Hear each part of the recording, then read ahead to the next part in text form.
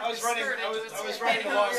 I was running along one day around Cobbs Hill Park with a number of people, including a few young women, and felt something in my shorts as well, similar to what they were saying. We don't want to know anymore.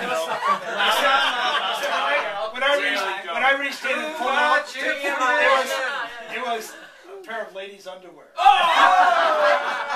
But now it's really talk about information. Talk about static cling. I mean, right.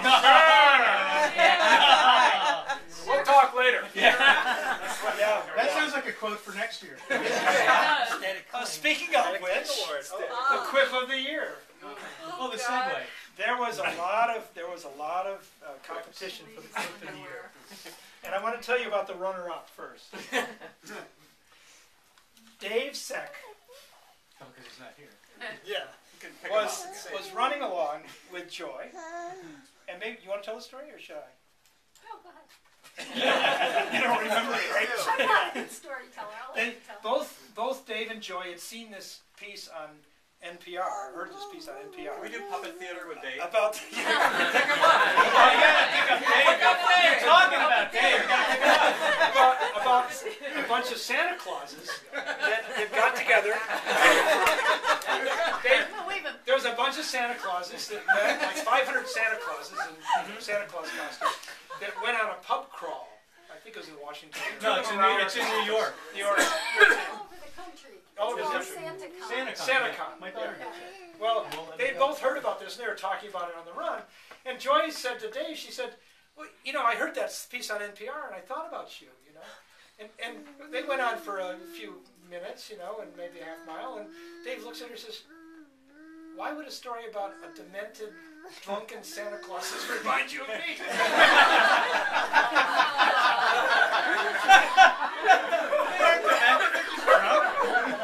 I suspect you're thinking about the Hashers, right? but that's Dave, you know. Demented, drunken Santa Claus. But that's the runner-up. That doesn't get it. Sorry, Dave. The winner is, in fact, the woman who will go down in infamy in Philadelphia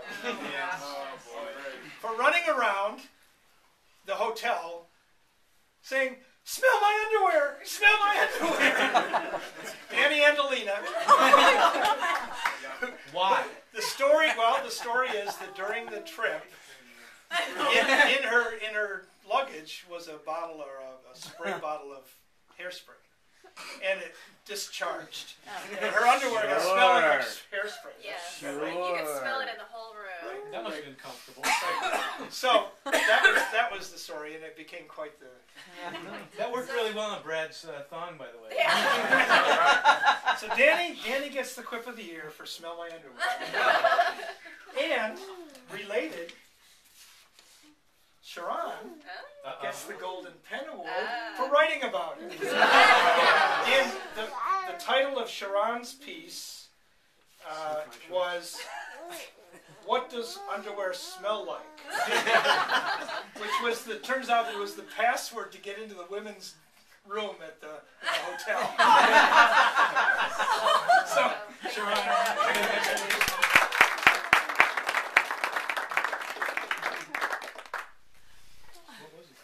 Okay.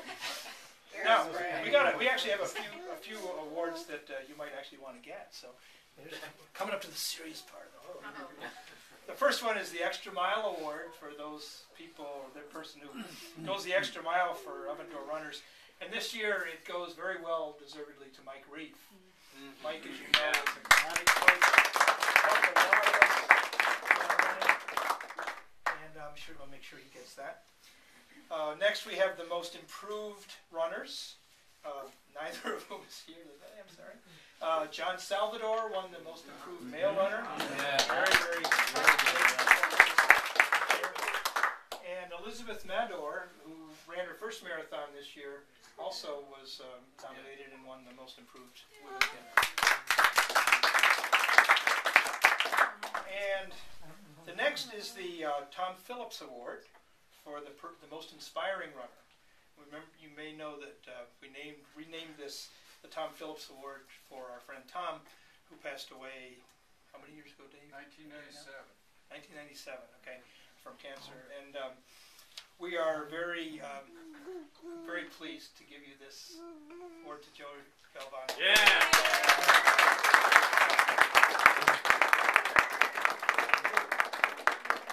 Who insisted that you wouldn't accept it. Yeah. And I want to thank everyone for their support. This summer was a tough one. You guys helped get me through it.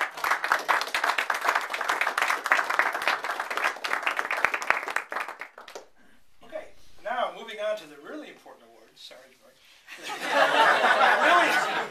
The really important awards. The best buns. We're closing in on here.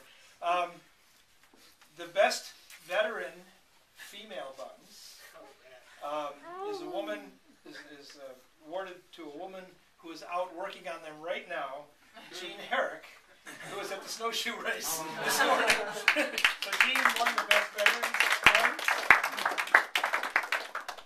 And the best veterans male buns. It's Bill Byrne. Well, no, amazingly enough. Somebody else has guns. It's John Melville.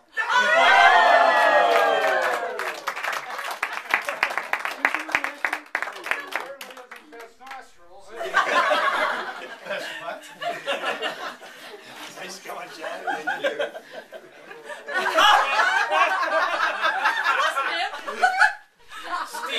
There's a funny story about the Best Buns Award. Mary White and Joy and I were running the other morning, and Mary said, "You know, the only award I've ever wanted to win is the Best Buns." She says, "It's really hard running with your glutes clenched like that."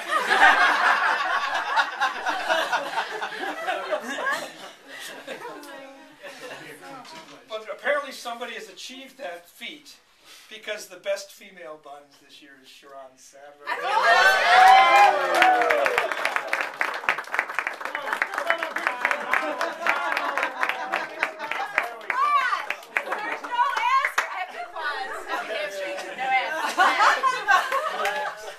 Maybe that's good. I don't know how this happened. I never imagined.